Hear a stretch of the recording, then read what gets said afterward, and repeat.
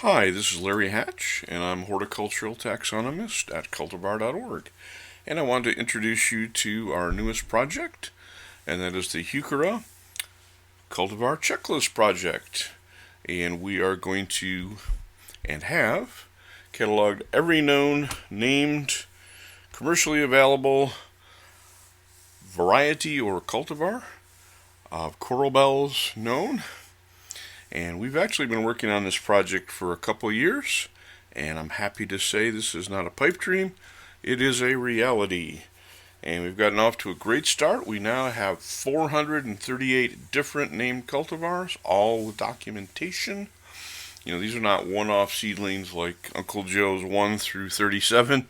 These are all named commercially available cultivars on websites with images and descriptions and our documentation thereof. So we've already gotten off to a great start, but we know that there's probably a lot more, because when we sent it out for review, we got 6 back the same day. Nobody's perfect. We had actually 6 people working on this, myself and some volunteers, and it took us about 2 years to get to the point where we were happy to release the first draft. And like I say, this is not a pipe dream, not a future project. It is available as a digital PDF download right now today from cultivar.org for our subscribers to Hatch's Cultivars of Hardy Perennials. And this huge online encyclopedia of perennials is how we fund our research, and that's why we're offering it to our subscribers only. And we're very happy about that. We need people's help to send us their new plants. Again, they must be commercially available, in the pipeline at least, patented or otherwise documented so that we can share that information. And unlike books, we actually put links to your nursery or your articles or whatever you have. So if you say, hey, we're selling this, we're going to put a link to you if you tell us about it, but you got to tell us about it. And that will help get you some sales and help, most of all, our readers actually get the plant. I'm an author of a perennial book and a woody plant encyclopedia, and people get frustrated when they can't get something that's new. And so that's not what we do. We will say, hey, so-and-so nursery, it's got this, here's a link to them, and then you can go to a link to their retailers if they're not a retailer, and their mail order people. And we want you to get the plant, hear about it, get it, bam, get it in the mail, drive there, whatever you need to do to get it. And that's what we're all about. In fact, we started in 1993 as the first plant finder on the internet. It was called the New Plant page, and it had links on where to buy new plants online. And back in 93, that was kind of a new proposition, because not a lot of nurseries were online at that point, or at least not where you could order from their entire catalog without printing it out and filling out a form.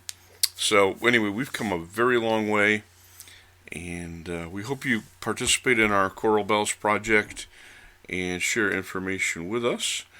And this kind of brings up a bigger point. Why don't perennial books have the new superior cultivars? I'm always frustrated because, somebody says this is the best pink, the best red, the best dwarf yellow. Well, no, this book is like 10 years old. Why am I buying this for?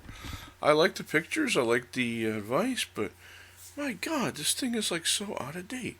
Well, guess what? With all the hundreds of perennials and woody plant cultivars coming out, of course a book is going to be updated. No publisher is going to print a new version every year. And that's why we went to the digital platform 30 years ago.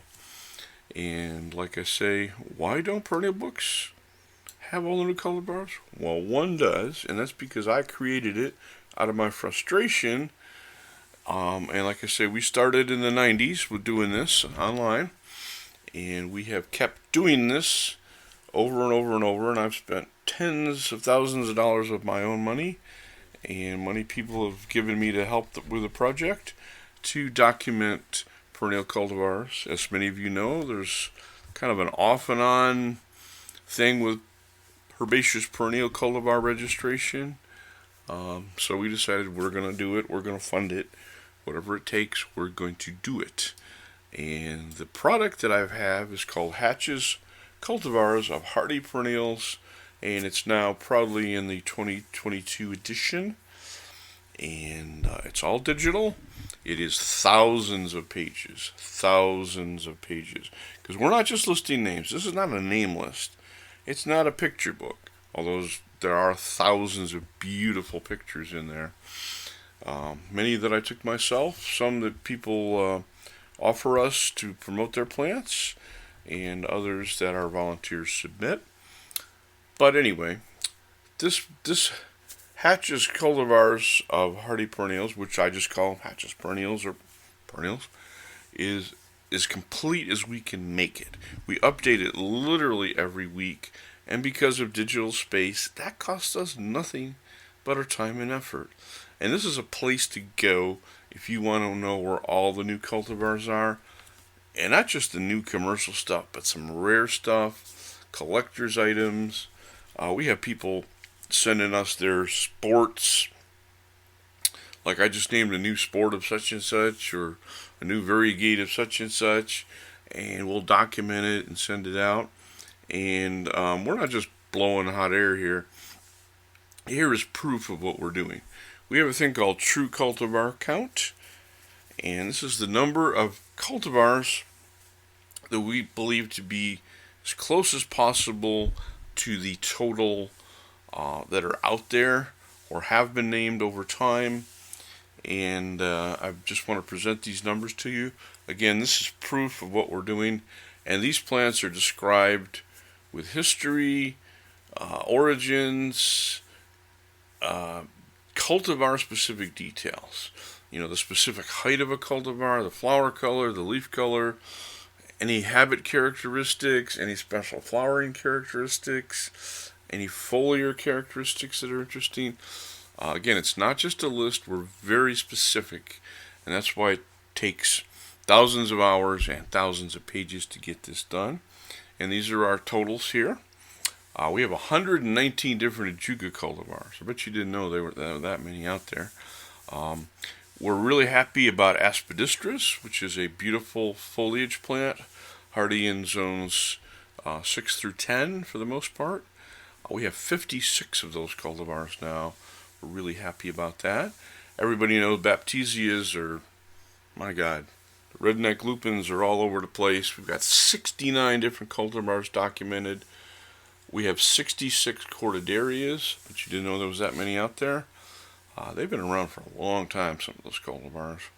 57 dicentra, 172 echinacea. That number's going up. Epimediums, 177, and so on. We really like farfugiums.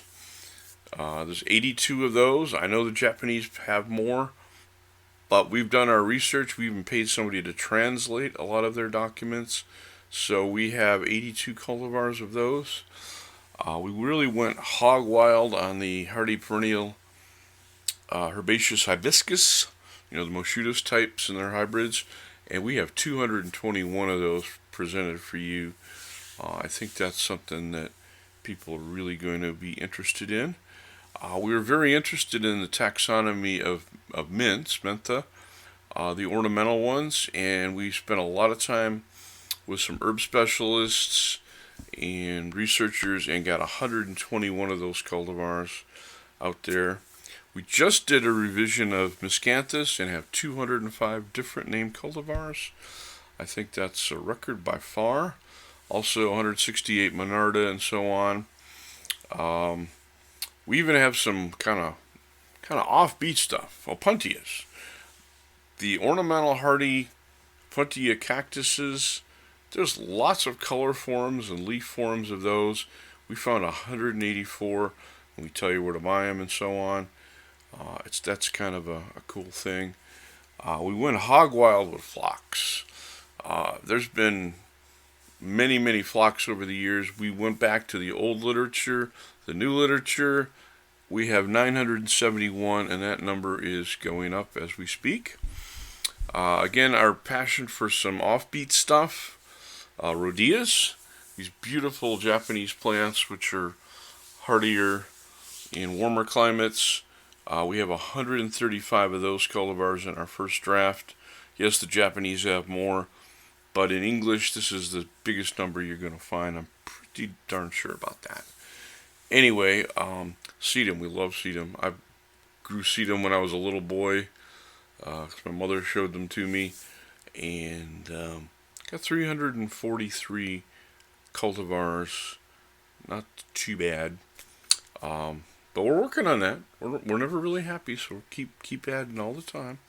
The hardy Tradescantias, there's 98 of those. And I happen to know from my other book on interior plants, there are 158 tropical or foliage Tradescantia to add to this 98 hardy ones.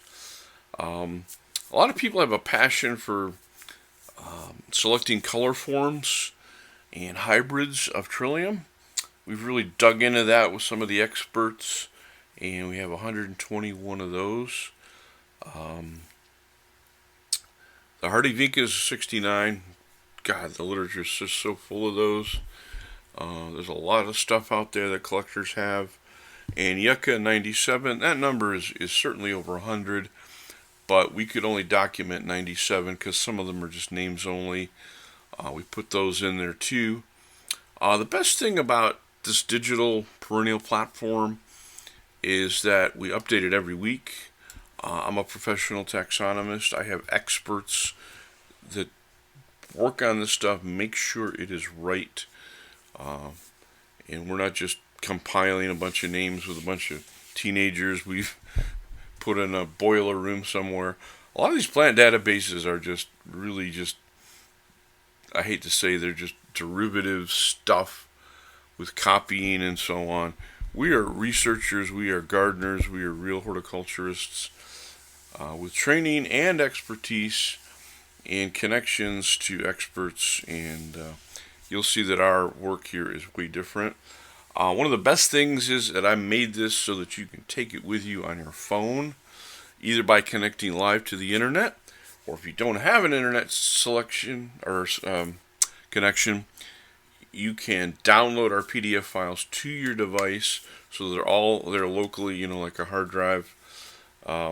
And our beautiful pictures are here, and our detailed descriptions.